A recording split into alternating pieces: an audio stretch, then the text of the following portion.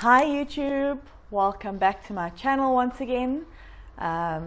If you've been following my stories, you know what I'm all about so far. This is mom life, married life, so they're just going to be random videos, and if you have any questions or anything that you want me to talk about unfiltered, ask me and I'll let you know. Mom life, being a new mom versus being a new mom again to 2 under 2. With Cuba, my firstborn, I was super cute. I did everything. I did photo shoots from day one. I dressed him up. I checked on Pinterest what I could do, and I do really everything. He got so much attention from me. Any little move he'd make, I'd freak out. My husband would freak out and be like, oh, do we need to take him to the doctor? Anything that I thought was wrong, I'd consult Dr. Google. Totally wrong, but I'd consult Dr. Google and try and figure out what's wrong with him, when really it was nothing. I'd get advice, which you get so much of from everyone. Oh, do this, do this, do this. What I can tell you is just listen to everyone, because everyone gives you advice with a good heart and good intentions, but you choose from those what works for you. I'm very lucky in the sense that my family is very supportive of the decisions I make and how I want to raise my kids. So, you know, old school remedies, you must rub the baby out with all those linens and what bahut middle and those things. I didn't do any of those things. And my mom was chilled about it. But I really was, I felt very in tune with my little baby and giving him the best experience of life that I possibly could. It really was taxing on me. I think you lose it after the first 2 weeks. You know, you have the new baby and you're super in love, and that in love feeling doesn't go away. But then exhaustion kicks in after about 2 weeks, and you just feel like, I just want to go and curl up in the bathroom and cry my eyes out for a few seconds and then come back and be super mom. And I did that, and I think it's okay to just allow yourself to feel whatever it is you're feeling. What I would say, don't allow it to take over. I didn't suffer from postnatal depression, but I think if you allow yourself to succumb to those feelings, you will go into the line of suffering from postnatal depression, and you want to stay away from things like that. I think you have to control your thoughts and your feelings before it gets to that point.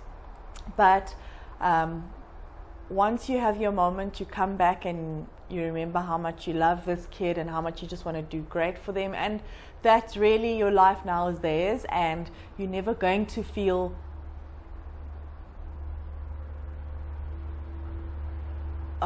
how can I say, you're never going to feel yourself again. You're never going to feel all the energy you might have had before, and that's just the reality of it. When you do decide to have kids, that is it. I think when they move out of your house maybe and get married, then I can be Kylie Kaiser only again. For now, I'm Kylie Kaiser, the mom of these 2 kids, and I need to just give them all of me, and I'm okay with that. But like I said, I did everything textbook with Cuba.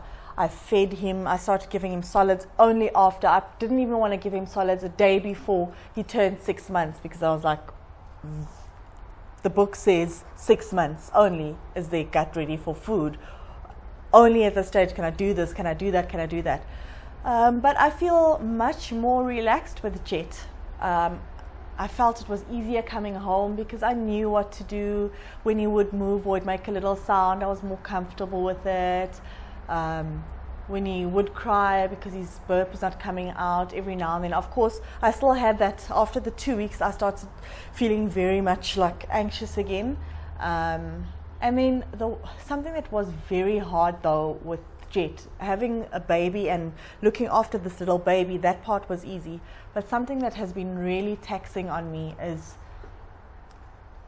trying to keep Cuba still feeling like he's important and number one, and giving him as much attention as I did before.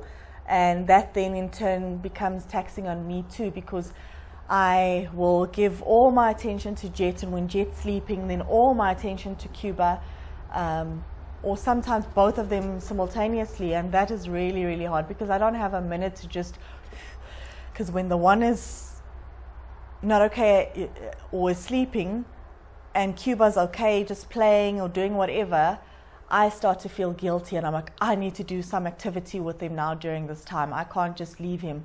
So then instead of relaxing, I get up and I try and see, what can I do with you, Cuba? What can we play? And I do feel very tired, and Cuba's at an active stage. So that I think has been the hardest, is feeling like the love in your heart. This I didn't believe that I could have enough love in my heart for another child, but it just comes. It just the love floods your heart opens up and just makes more space for another human being. And I love them both equally. But I don't know where I was going with this. I got so caught up in rambling there that I lost my train of thought. But what I want to say is that, you have enough love for both of them, and you figure out how to juggle between the two of them and how to give them enough love. It's okay, be easy on yourself. Speak to people who can give you advice. It feels so amazing. There's two mommies in particular that I know reached out to me to say, you know what, you seem to be doing such a great job, but I know how it is. I know how it feels to have 2 under 2 and feel like you feel guilty for loving a new one when you still have your other little one that needs your attention. So reach out to people like that who do understand and who can tell you, you know what, I've been through this, it's normal, you're okay, you're not losing it. Because that really did give me a boost to say, you know what, I'm not the only one, I'm not the first, and I certainly won't be the last to go through this feeling. People have had kids closer together than I have. My kids are, Cuba will be 2, he'll be turning 2 next month.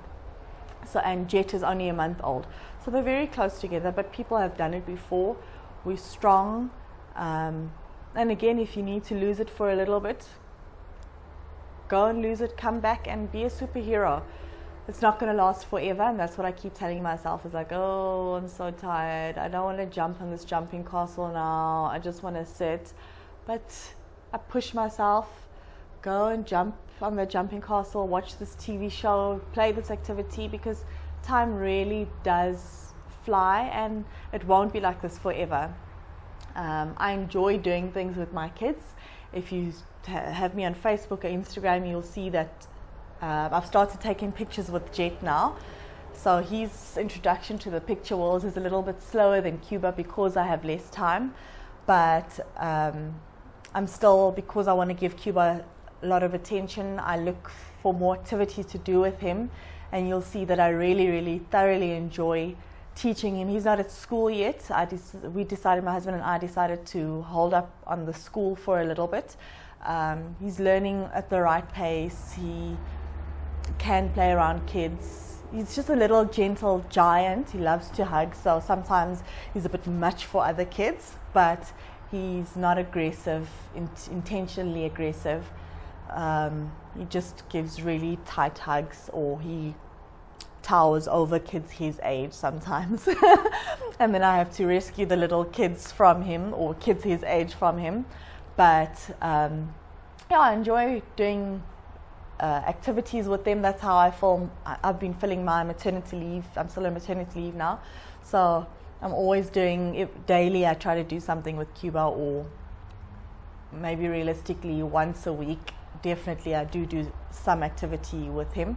And I'll show you if any of you want to see things that I do and you haven't seen it on Facebook yet, let me know. I'll show you. I think maybe in another video I can show a few things that I do with him.